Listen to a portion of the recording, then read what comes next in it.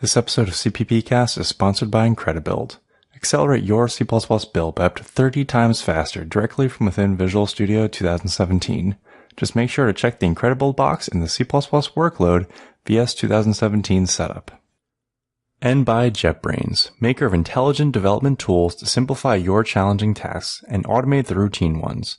JetBrains is offering a 25% discount for an individual license on the C++ tool of your choice, CLion, ReSharper C++, or AppCode. Use the coupon code JetBrains for CppCast during checkout at jetbrains.com. Episode 94 of CppCast with guest Robert Ramey, recorded March 22nd, 2017.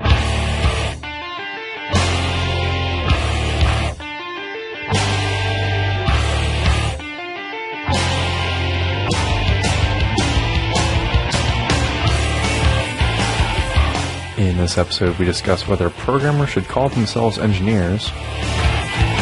Then we talk to Robert Ramey, author of the Boost Serialization and Safe Numerics libraries. Robert talks to us about his Safe Numerics library and the process of submitting libraries to Boost and the Standards Committee.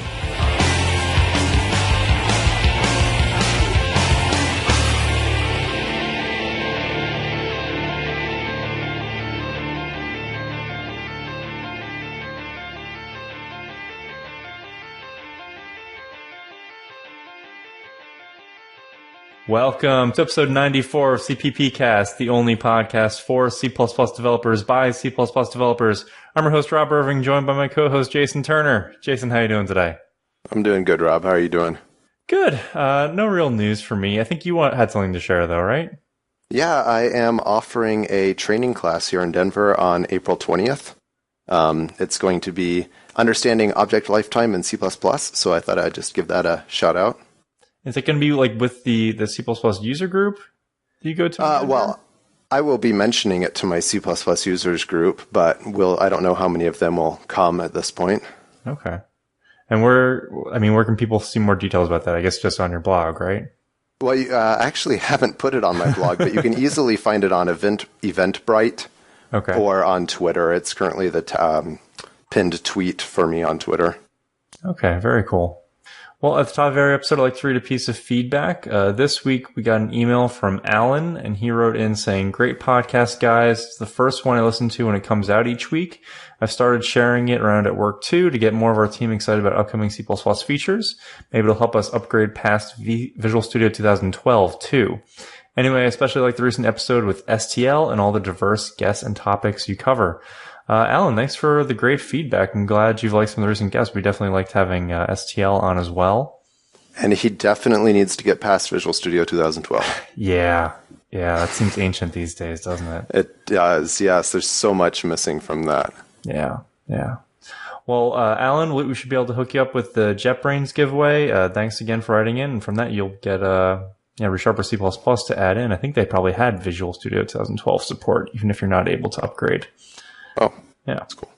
And we'd love to hear your thoughts about the show as well. You can always reach out to us on Facebook, Twitter, or email us at feedback@cppcast.com. And don't forget to leave us a review on iTunes. Joining us again today is Robert Ramey.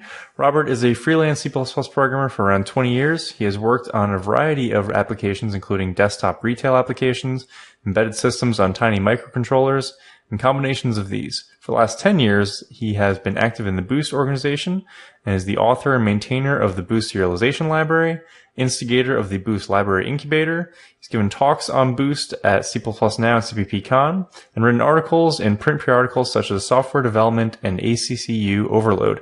Of late, his interest has been more focused on practical approaches to improving program correctness. This has motivated recent talks at CPP on Boost Units library, C++, and abstract algebra, and most recently the Safe Numerics library, which has very recently been accepted as an official Boost library. Robert, welcome to the show. Well, thank you for having me. Congratulations on getting your library accepted as an official Boost library. Well, thank you very much. I appreciate that. Yeah, and we'll talk more about Safe Numerics later. Let's start off with a couple news articles, though. Feel free to jump in on any of these, Robert. First one is, does const mean thread safe? And this was from, I can't remember the name of the author just now. Just blanked on it. Jason? Could it be Anthony Williams? Yes, Anthony Williams, author of the C++ concurrency book. Which we may mention, he just is publishing a second edition of that right now. Yes, I was going to mention that. He's coming out with a second edition, yeah. Good stuff, though. And he's going over thread safe and whether const makes something thread safe. And this all started from a discussion, he says, on the C++ Slack. Jason, were you a part of that discussion? I was not a part of that discussion, but it is not hard to believe. Yeah. So what was your take on this article? He seems to do a pretty good job of just explaining data races, the meaning of const, and how, const doesn't necessarily guarantee thread safeness, but it might be a good indicator that when you're consuming something, you shouldn't have to worry about thread safety when consuming, right? Yeah, and I think I was first made aware of this. I don't know if it was a Herb Sutter talk or Scott Meyer's talk. It was one or both of them perhaps have mentioned it in the past, but I had never heard this rule that Anthony mentions here that's do as ints do. Yeah, that was new for me too. I like that. Yeah. What was that again? Do as ints do. He says it's a good rule of thumb for choosing behavior for a class in C++ to do as ints do with regards to thread safety. Oh. So any read operation on it is going to be thread safe, but any write operation could introduce a race condition, essentially. Right, but of course, if it's const, you can only do reads, but then somebody else might be doing a write.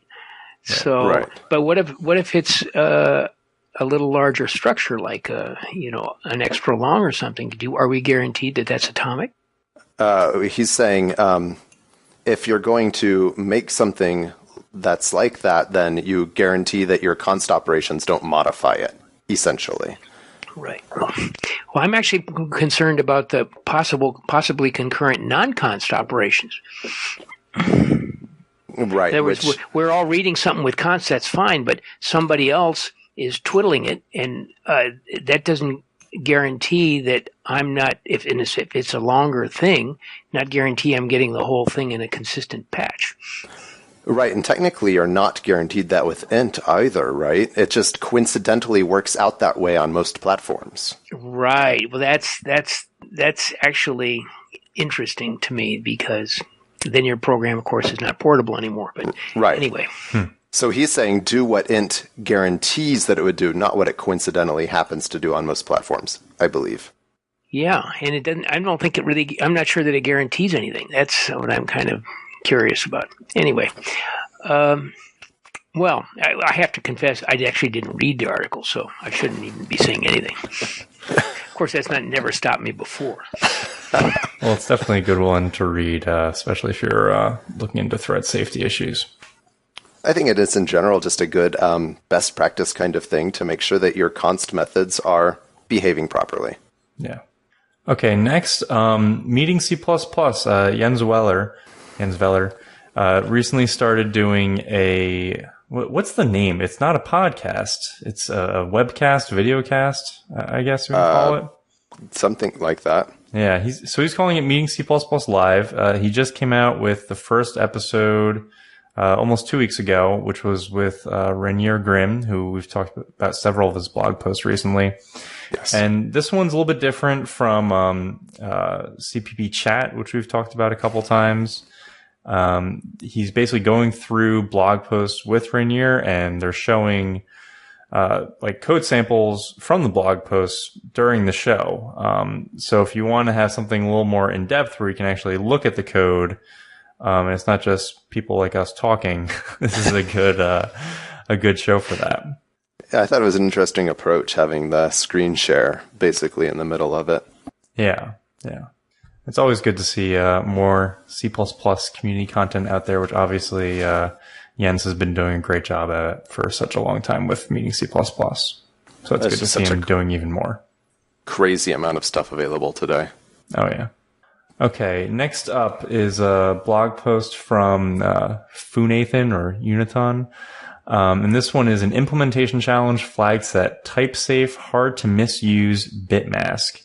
And he raised a couple issues with using enums and bitmask that I've never really thought of before, but he definitely had some really valid concerns about using bitmasks, and he came in with a pretty good approach on how to, have something that just kind of works better and safer than using the standard int bitmask. Did you look at this one, Robert? No, I didn't, to tell you the truth. But, I've come up with that problem to the extent that all the time, and I kind of done it all the time. So I feel I probably have already done it like 4 different ways because I forget how I did it last time. But, and frankly, I probably didn't look at it because I don't have that problem right now. I got really deep in other stuff. So that's kind of, I didn't really have much to say on that. I thought it looked pretty interesting. I got to the end, and I thought of the stuff that I've been doing lately where I've cared about bitmask has been on actual hardware, and I actually care what each of these bits are that I'm setting, but his enum class automatically generates the bits for you. So well, now I should say that's interesting because my scenario, or the one that I'm familiar with, is exactly what you described. That the bitmap has been given to me, and I just want a way of accessing it that I don't have to go back and look at the document every time. Right. So it's kind of a different use case. Yeah, this is more like, I guess, if you're passing multiple flags to a function or something like that. Yeah, the example he used up at the top was, like doing file operations, like whether it's read or write only or read and write, something like that, which I've seen plenty of times, that type of flags being set. Well, even those, like if you're a Windows file system, you have those flags, but they're given to you by the API. You can't really choose your own. Sure. Well, I think this blog post was kind of targeted at, API developers. Right. Well, it's definitely a good solution. Definitely worth taking a look at. And then this last article is interesting. I saw this posted from the C++ Standards Facebook group, actually. And it's titled, Programmers, Stop Calling Yourselves Engineers. And it was a bit controversial, maybe. But the point the author is going at, who I guess has an engineering background, is that the title engineer is being cheapened by the tech industry because we don't go through the same sorts of standards as, say, a mechanical engineer or a civil engineer, where they have to get, go through a certification regularly. They need to maybe go through an apprenticeship period, and that's definitely not something that software developers go through. Right. So what were your thoughts about this one, guys? I did read that article, and when it came out, and I thought it was really interesting. Mm-hmm. And and I think that I got, and I didn't read it as closely as you, but I really got the impression he was making a strong comparison to civil engineers, which require a state license, that level of certification. And I don't see our profession, to the extent it is a profession, is fitting particularly well in that model, because we have what we call a software engineer or a programmer spans an incredibly wide variety of activities.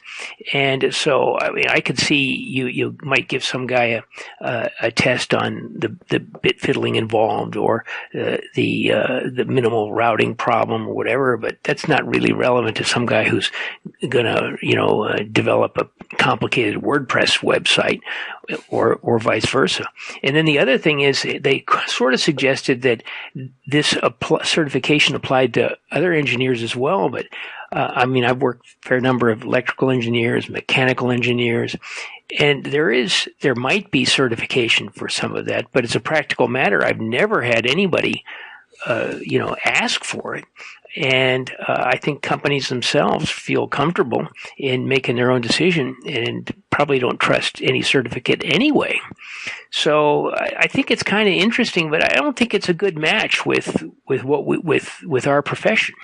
I actually went to school as a computer engineer, not a computer science major, and I was encouraged, I think everyone was encouraged to go through this computer engineering exam upon graduation, and I believe it was something that, electrical engineers, mechanical engineers had to do in order, or were encouraged to do at least, to get some jobs, but maybe it's not as required as it would be for a civil engineer, I'm not sure.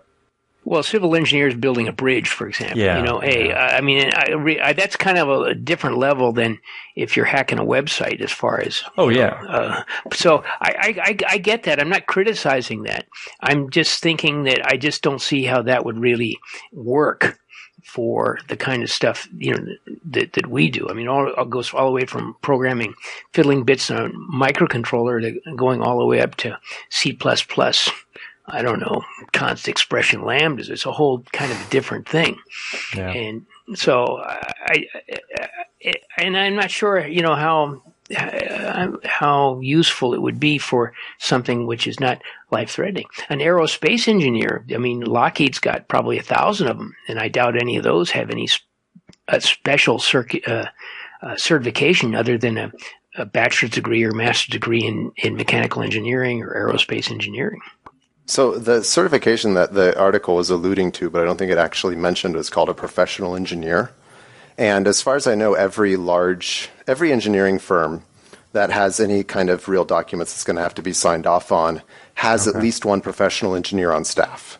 And the professional engineer then is the one who's going to be held to task if something goes wrong, if the rocket blows up or whatever. So I don't know about electrical engineering firms, but I'd guarantee Lockheed has professional engineers working for them. Well, that may be, but I'm doubtful. Let me put it this way. If I were to apply for a job at Lockheed, I don't know that they would ask that as a requirement. No, but you would get paid more, essentially. Really? Okay. Well, if I got paid more for taking a test, yeah, that would be great. But nobody's ever listed that as far as a job requirement that I've seen. How many? No, the professional engineering it's one of those things it's almost like passing the bar or something. It takes a significant amount of time to study, separate study to actually pass it. There are several people in my family that are engineers, and none of them have gone through the effort of becoming a professional engineer. They've all operated as engineers underneath professional engineers or done, the type of engineering that doesn't require a certification, like not bridge building, like you're saying, or building. Yeah. Okay.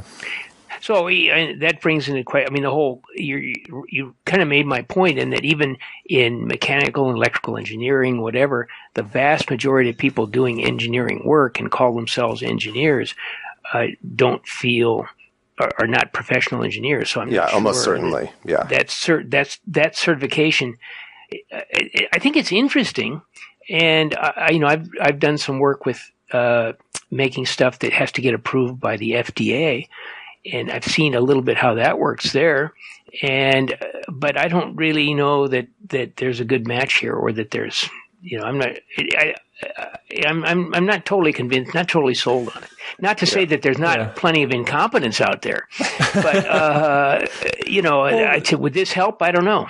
Yeah, the author brought up some valid points. He was making a lot of comparisons, we said, to like civil engineering, and obviously some horrible things can happen if a bridge fails due to some bad engineering work, and some very bad things have happened, very recently with, things like OpenSSL having the various bugs in it that cause, or Uber self-driving cars running across crosswalks. Yeah. So there's plenty of things that we as software developers can get horribly, horribly wrong with horrible, horrible consequences. I will say, there seems to be a very good trend of, we're doing a lot more unit testing these days than was ever done before. But I'm not sure if there's ever going to be, this type of standard in the software development industry. Well, and there are regulated. I'm sorry, go ahead, Robert. No, I think you raised kind of a really interesting case, the self-driving cars, whatever. I'm not sure certification would make a difference in these cases. I think the problem lies somewhere else. But there you go. I mean, that's kind of what I guess the discussion's about. Right. Yeah. And there are regulated industries, like you said, things that you've had to do with the FDA has to sign off on. If you're working in medical devices or you're working in gaming, then you're working in regulated industries and have to meet certain criteria. Yeah, and there's very different, sets of requirements for someone who's, working in an industry like that compared to someone who's a mobile app developer or something like that, or website developer. Yeah. Well, my experience with a medical device was that basically it boiled down to having really a lot more formal documentation trail, which Actually, it wasn't all that big a burden if you were doing things in the right way that I thought you should be doing them. But on the other hand, as a practical matter, it turns into quite a burden and a political thing. And do you really feel comfortable signing off on something that you look at and you don't really understand? It's kind of interesting, but I don't know that certification addresses that problem. That's right. I'm skeptical. Yeah. Okay, well, we mentioned it in your bio, Robert. You recently had the Safe Numerics library accepted into Boost. Why don't you tell us a little bit about it? What are the goals of the library? Well, actually, we kind of almost touched on that already. The long and the short of it is that C++ and C integer arithmetic is not guaranteed to be correct. If you add x plus y, you have some sort of expectation that the sum is going to be equal to x plus y. And since our arithmetic is implemented on our computers does not exactly mirror or implement the arithmetic for integers, due to things like overflows and things like that. We write the code, but we don't really have the guarantee that it's going to do what we think it says it does when we look at it. It's that simple. And by the way, this is not C problem. Almost every modern language, with very few exceptions, suffer from this same difficulty. The languages that we use, they look like algebra, but what they are is they're not algebra.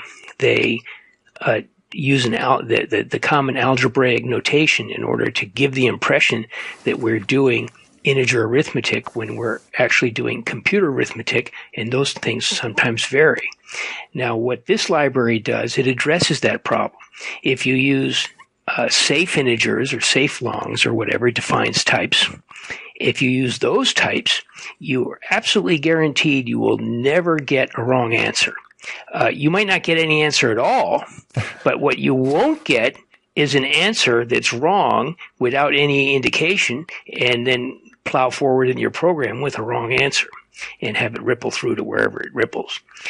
There are many documented cases where exactly this phenomenon has caused rocket crashes and all sorts of difficulties.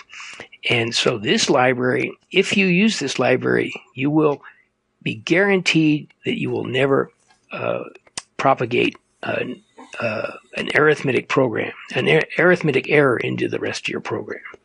How do you make that guarantee? Well, it overloads every integer operation that contains a safe integer, and then it applies a little bit more elaborate arithmetic to detect those cases where it's not going to produce a correct result.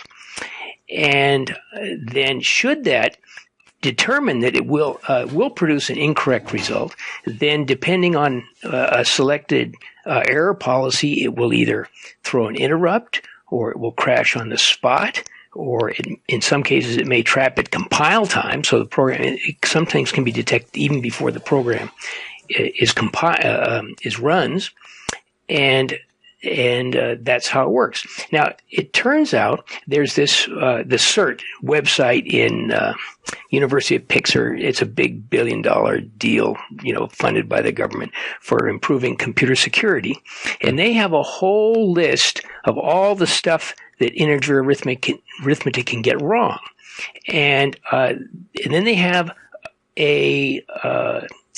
a little bit of code to work around that or detect it or whatever. So basically, it implements all of those little tweaks inside the overloaded integer operations so that it's as if you hand-coded your whole thing in such a way that you would never get an overflow or a problem on sign change or whatever. So the real trick is what it does is it overloads all the integer operations with, in some cases, more elaborate arithmetic, and then detects the problem.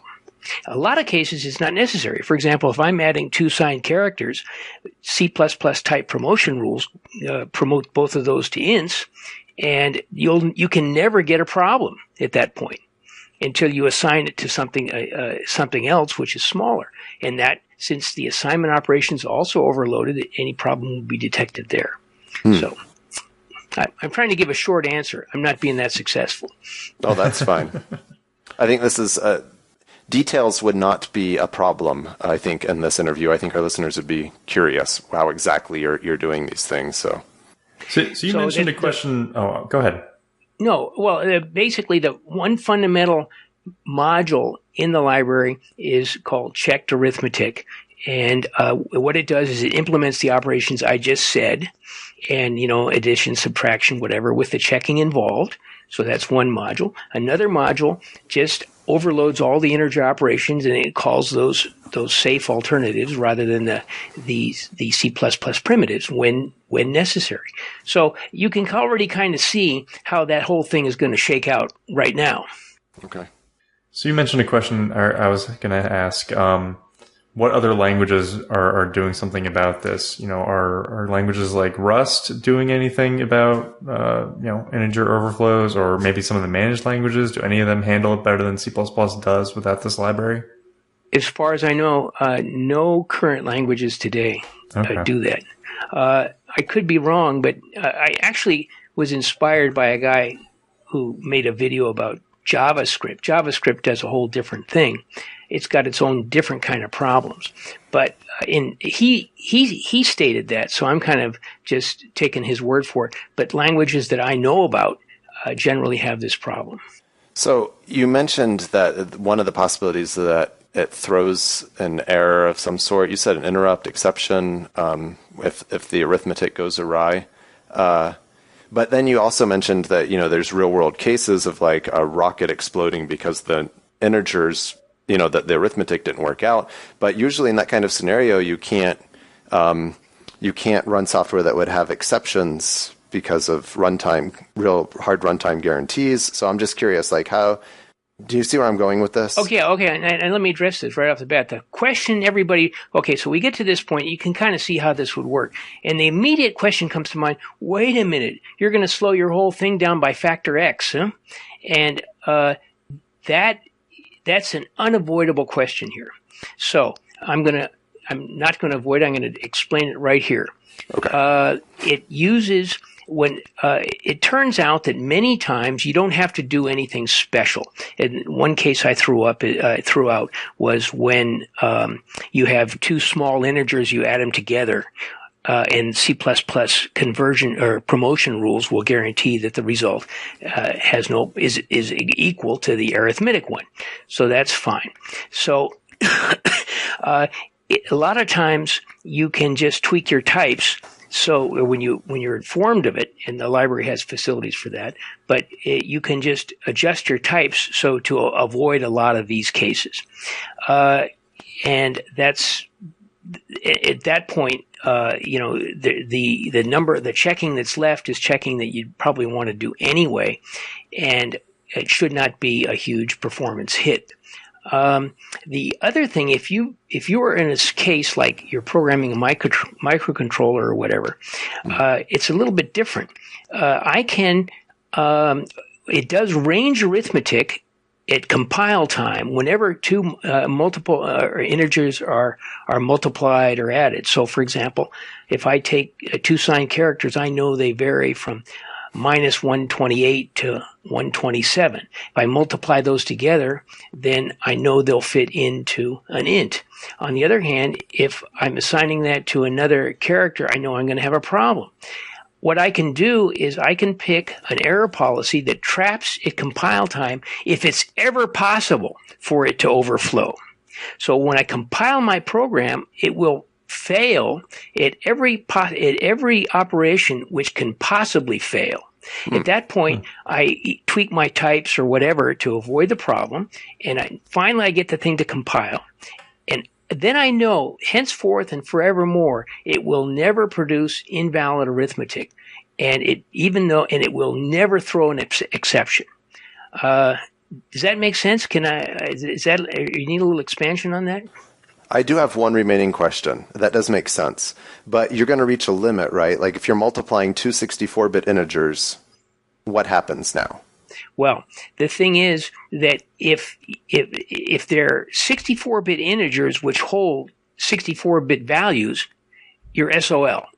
Okay. But remember what happens when you initialize your variables. You put in there.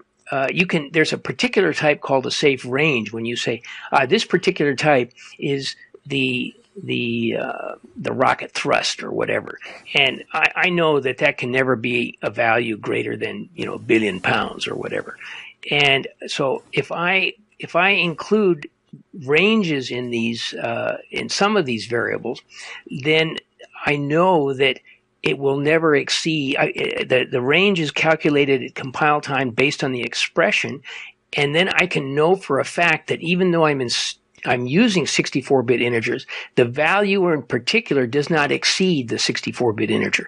In other words, we keep track of the maximum and minimum values at compile time, and independent of what the type can actually hold.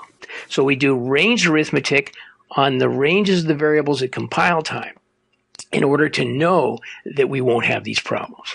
Okay. So that's a third component of the library, which is integer range arithmetic and addressed at compile time. And a compile time range arithmetic library, if you want to call that, the sub-library. So that's the kind of the third component. Okay. It's a bit to swallow, I know. It makes a lot of sense to me. But, there you go. I've been sticking my hand in it for a long time. So, but the long and the short of it is if you use these types, then you will get either an exception. If the exception is not good enough, you can select an error policy which will flag all the parts you need to tweak so that you'll never have a problem and you'll never get an exception. Do you see a particular target market for this library, or are you hoping any C++ library or application developer might be able to get use out of it? Well, it really addresses that problem, whereas integer arithmetic is not going to, you don't know that it's going to give you the right answer. And I envision self-driving cars. I envision rocket ships. I envision anything. It's very easy to use. And one case study I'm working on is a stepper motor microcontroller. And I just imported the code and I tweaked the types, and bingo, I got an exception in one particular case from the demo. And so I see it as being useful. It doesn't require you really change your code. If you just took your code and said, taken all the ints, I'm going to replace them with a safe int, and then I build it and see what happens immediately. And then I run my tests with that, then we'll see what happens. John Maddock, who is, one of the how should I say, the all-stars of Boost, I browbeat him into taking a look at it. And he said, I'm not going to read the manual. I'm going to try something different. He just said, I'm going to look at it. And then he has the multi-precision integer library, which is like really complicated. And he took one of his demos, or a couple of his demos, and he just changed the ints to the safe version, and then he ran it, and worked like it's supposed to. He did find on GCC it took about 20%. It added about 20% to the execution time, and also with Clang about 20% to the execution time. And with Visual Studio, it did add. I think it doubled the execution time, so there's some work to do there. But there you go. I believe that this is going to be a real practical method for being able to generate code that we know is correct. That's my goal. I am curious if there's any classes of errors that it cannot detect. And I tell you why. Because there's only really 7 operations, addition, subtraction, multiplication, division, modulus, and then there's a couple ones a little more oddball, shift right, shift left, and all other things are compositions of those. So I can enumerate every case. And that's what I've done. And I'm not really alone on this. As I say, all those operations are described in detail in the CERT manual. And here's the book, Secure Coding in C and C++. It's a thick book. Go to... It's a thick book, yes. Yeah. No, it's not. I got... Here's the C++ book, huh? That's a lot thicker. Yeah. And then you got to look at the C++ standard. It's 1,500 pages. And growing. Yeah, and no end in sight. So I do believe that that this is.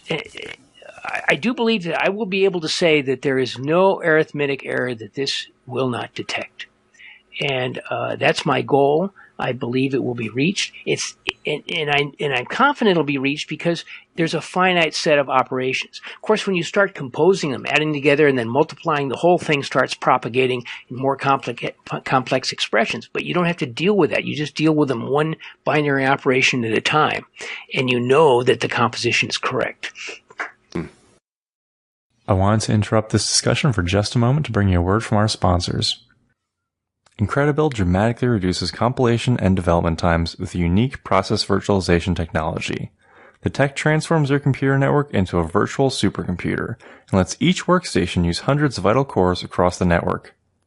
Use Incredible to accelerate much more than just C++ compilations. Speed up your unit tests, run more development cycles, and scale your development to the cloud to unleash unreal speeds. Join more than 100,000 users to save hundreds of monthly developer hours using existing hardware. Incredibuild is already integrated into Visual Studio 2017. Just make sure to check the Incredibuild box in the C++ workload in the Visual Studio 2017 setup. So you mentioned the C++ standards there, and you actually submitted this library both to Boost and to the C++ standards process. Is it still moving through the standards process? And how different are the two versions of the library for Boost and standard? I was when I first made it. This thing started out simple like everything else, and then of course some wise guy says, well, it's going to be really slow, so then I have to address that, and that means that I have to go into the compile time range propagation. And now it's not simple anymore. And but then I need ranges Jason already asked the questions one after the other, and bingo, it means another feature. So I had interest in, and I think it's important. In Beeman Dawes said this is something that should be in the standard library. I kind of believed him on that. I gave a little talk about it at CPP Con, and Hans Bohm was in the audience. We talked a little bit about it. But I had, about a year ago, I made a simplified version, a feature without all the bells and whistles, and made a proposal to the Standards Committee, and I made a Skype presentation at the Standards Committee. And I have to say, the response I felt was not enthusiastic enough for my taste. And besides that, it was a cut down version, whatever. And so then I really decided, and in order to flog this thing, through, I would have to go to all these meetings for a couple of years and no guarantee of success. And I found it very disheartening and not something I wanted to do. So I decided to really kind of spin a little bit and invest all my effort in getting this into Boost and make it available now. So that's kind of interesting little maybe story about what the future of Boost is versus the future of the standard library. They're kind of different things, and I think that each one one is more suitable for some things and the other is more suitable from the other things. The committee is a big committee, and it is a committee, and it's really hard for a committee to design something that's really complicated. I don't think that including something like ASIO into the standard is really going to be a super great idea myself, because it's going to create a huge amount of effort. And for what? The code's already working, people are already using it. So they could spend their time on fixing other stuff, which bugs me.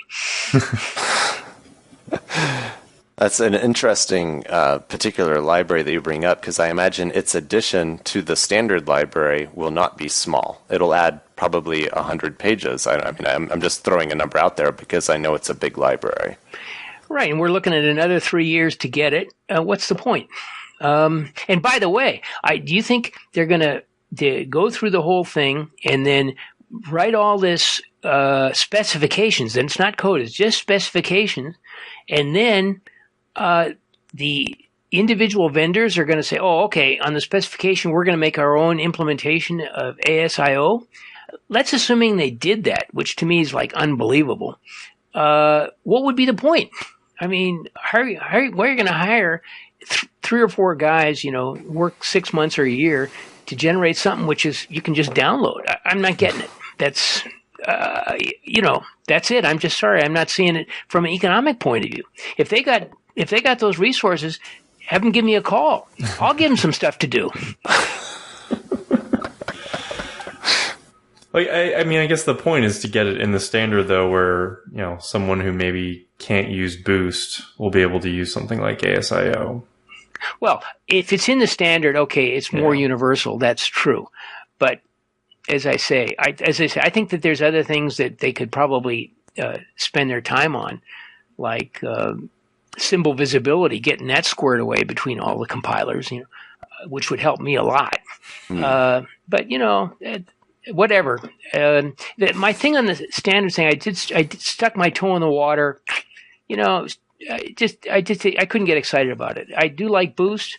It gives me a chance to put something out there that's far out. If I can get it to the point where I can get enough people interested, I got reviews from John Maddock, Vicente Botet, Stephen Watanabe. He wrote a thing which must have been 20 pages long, and he went through the thing in incredible detail. This kid or this guy is just like got an incredible C++ brain. I don't think I'm getting anything like that from the committee. And Peter Demoff chimed in. I mean, a number of the stuff he wrote, the committee just accepted, period, without even, just accepted it as is. So anyway, at least as far as I'm concerned, Boost is a better vehicle for what I want to do. I asked the question about the future of Boost to Bjorn Sustrup at CPP Con last time. He says, Boost has done a lot, yada, yada, yada, but a lot of the stuff is really too complicated. And I think he's right. I mean, I think this is too complicated for the committee. I think ASIO is too complicated for the committee. So I'm kind of on board with him here, but we're not reaching the same conclusion. But there we are. I think it's an interesting case what the future of C++ is. And I think how it's going to grow, it's tough. The stuff that the low-hanging fruit's been taken now. How I'm just thinking the standards things worked out really well, but on the other hand, I think things have to take a little bit different trajectory in the future. I'm the only person I know that expounds that opinion. So I guess the short answer is you do not expect it to end up in the standard then. If somebody wants to put it in there, that'd be great. But but I'm not going to spend a lot of time flogging it myself. Let me put it that way. Who knows? What concepts? How long does it take between the time the idea first comes up and the time it goes into the standard? Looking 15 years. I'm 69 years old. Frankly, I'm not going to wait on that. You're not looking forward to being 84 years old and trying out concepts, you're saying, at this point? No, or? I'm not looking forward to being 84 years old and seeing Safe Numerics in the standard. Right. And because, if I have to wait till I'm 84, I can't wait that long. I want to, and I honestly believe, I'm looking at the people making flying cars. They probably only have, I don't know how few of them, not flying cars. Well, flying cars is an even better example. I'm still waiting for my flying car. It's been 17 years since I was promised one. You're talking about self-driving cars? And then it's going to be written and with integer arithmetic? I don't know. That's a good point.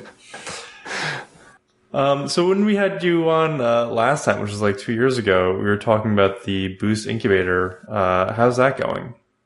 Well, I'm not. How should I say? I don't want to say this. It hasn't really reached and accomplished everything I hope it would. It hasn't been a total fiasco either. So, I'm a little bit ambivalent. There's, I think, 40 some odd libraries in there, or between 40 and 50. Like 5 of them have become members of Boost. So in that sense, it's a success. Yeah.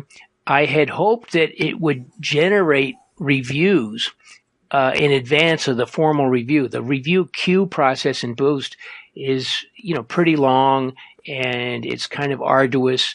And I had hoped that this would, by providing a rating system and this and that, it would help the library authors get more feedback, and before it really went into Boost. And so in that sense, I've been disappointed. As I say, but there's been a lot of good submissions, so that's positive. So, it's a two-edged sword. I think, it hasn't realized everything I'd hoped for, but as I say, I think that, it's still done some good. It also gave me an opportunity to flog my ideas about how a library should be developed. My view is that library documentation in Boost and everywhere else is really awful. And I think that if the library developer develops the documentation in parallel with his library, it's a lot less painful, arduous task, and the library comes out better. So, I have my particular ideas, and I flog those ideas. But nobody's complained about that, so I guess it's okay. But, that's where that is. It's kind of, people still add libraries to it. I'm not flogging as much as I had, but, hope springs eternal. Maybe it gets reconfigured a little bit and really takes off, which I would like to see. But a very interesting little tidbit is, if you look around for libraries, it turns out that what I require is I accept everything that meets certain minimum requirements. I don't make a judgment on the value of the library itself or in any way. I just say it has to meet certain minimum requirements. And that means it has to kind of look like a Boost library. It has to have tests, and it has to have documentation. And if you look around the net of thousands of libraries in C++ code, those 3 requirements will eliminate like 99.9% of anybody who thinks he's got a cool piece of code. Having a cool piece of code is not the same as having a library which you can think about submitting to Boost. But you did put your own library through the incubator process, right?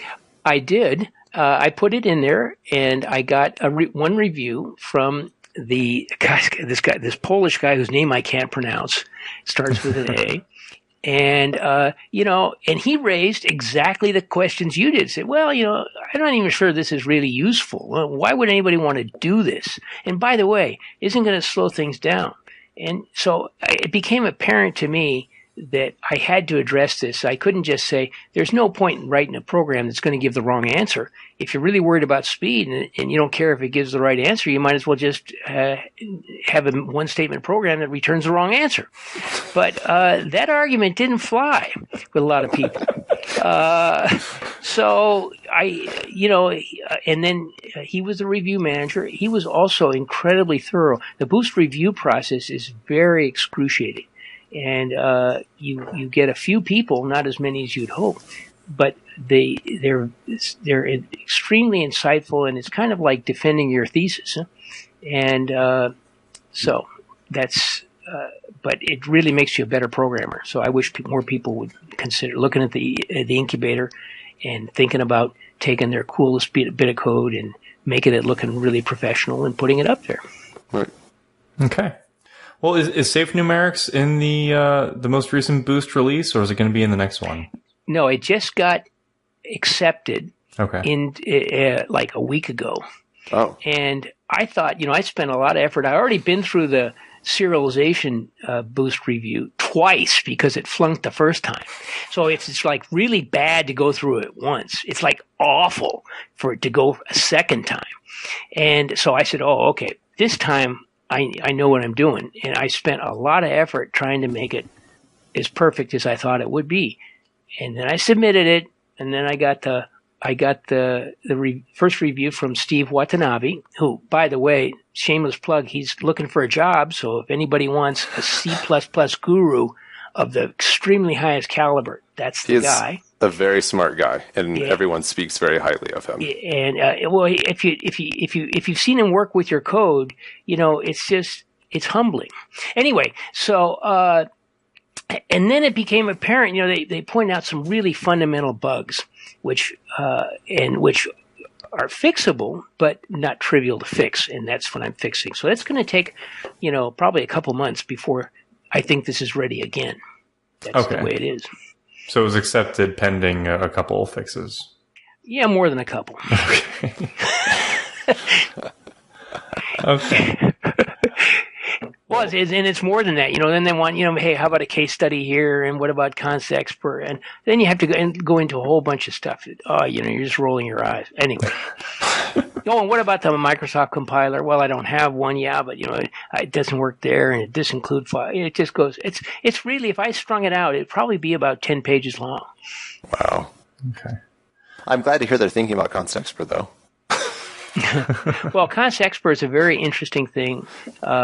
It's a big. Without ContextBer, we would not have this, because that's the key which is necessary for propagating the range arithmetic at compile time. That's much handier than nested recursive templates. No, I looked at that, and no. It was just not. It was not. Well, and the worst part is that some of that range stuff has to be done at runtime also. So that means I would have to do it twice. Right. And, one time worse than the other. No, it was C++ 14, ContextBer, the stuff they're adding in. We're going to see a lot of fallout from that, as we already have from C++ plus 11. We wouldn't have HANA without C++ 11, or probably C++ 14. But when we really add something to the standard, I noticed that all of a sudden, Boost gets a bunch more submissions. Interesting. It was before, at the end of like 2010, before C++ 11, it seemed like Boost was kind of winding down.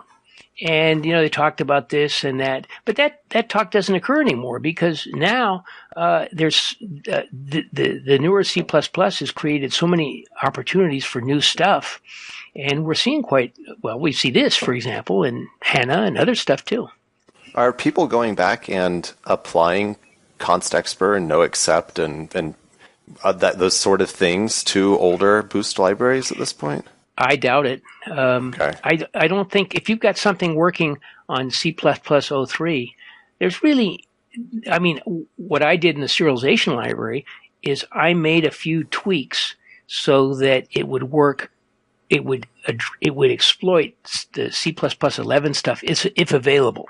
Mm-hmm. Mm-hmm. But I don't want to go back actually and spend more time on the serialization library, other than the minimal fixes I have to do to keep it running. But I think everybody else would feel the same way. I'd rather work on something new. And what's the economic benefit of going back? And if I went back into the serialization library of C++ 14, the amount of code might drop by half or 2/3. But, it would, the machine code generated would probably be the same. It wouldn't, I don't know how much difference it would really make. Maybe, yeah. Okay, Robert, well, it's been great having you on the show again. Where can people find you online or find more information about the Safe Numerics library, check its progress? Well, you could Google Safe Numerics, and you can Google Robert Ramey, and you can also go to my website, which is rrsd.com. That's Robert Ramey, softwaredevelopment.com. I have a Twitter handle, which is Robert Ramey 1. I've only started using Twitter now because I wasn't sure it was going to last. And I'm, what else? That's about it. I'm on the Boost mailing list pretty regularly, ranting and stuff like that. So, there, and then whatever. I'm not sure. Anybody who wants to find me can find me, and anybody who doesn't, they might find me anyway. Okay, well, it's been great having you on the show again today, Robert. Okay, well, I hope you had fun. Yes, thanks for joining us. Bye. Thanks so much for listening in as we chat about C++. I'd love to hear what you think of the podcast. Please let me know if we're discussing the stuff you're interested in. Or if you have a suggestion for a topic, I'd love to hear about that too. You can email all your thoughts to feedback@cppcast.com. I'd also appreciate if you like CppCast on Facebook and follow CppCast on Twitter. You You can also follow me at Rob W. Irving and Jason at LeftKiss on Twitter. And of course, you can find all that info and the show notes on the podcast website at CppCast.com. Theme music for this episode is provided by podcastthemes.com. Website at CppCast.com. Theme music for this episode is provided by podcastthemes.com.